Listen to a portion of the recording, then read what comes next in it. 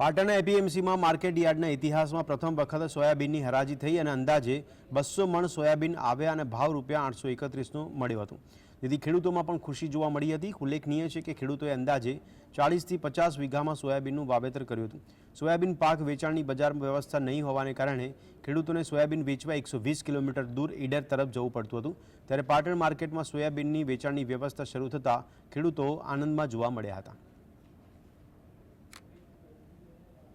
ઈડર અમારે લગભગ કિલોમીટર બહુ થતું હતું, છતાં पे અહીંયા માર્કેટ યાર્ડ પાટણની અંદર ચાલુ કર્યું એટલે અમે બહુ સંતોષકારક છીએ અને ઉપજમાં માટે અહીંયા અમારે વીઘા દીઠ 20 મણથી માંડીને 27 મણનું ઘડતર રહ્યું છે, એટલે અમને બહુ સારો અને ફાયદો થાય છે।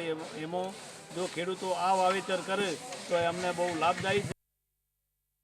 પાટણગંજ બજારમાં ગંજના ઇતિહાસમાં પહેલીવાર સોયાબીનની આવક થઈ છે, બરાબર। અને પહેલાં ખેડૂત મિત્રો જે 2 વર્ષથી વાય છે એ ઈડર જતા હતા, પણ ત્યાં ઈડર જવા આવવાનો ખર્ચો અને ભાવ પણ આ જ મળતા હતા, અને અહીંયા એ આજે લાવ્યા છે, બરાબર। એટલે 831 રૂપિયાના ભાવે એમની માલ વેચાણો છે, એટલે ત્યાં કરતાં ભાવ બી સારો મળ્યો અને ત્યાં જવા આવવાનો ખર્ચો બી બચી ગયો।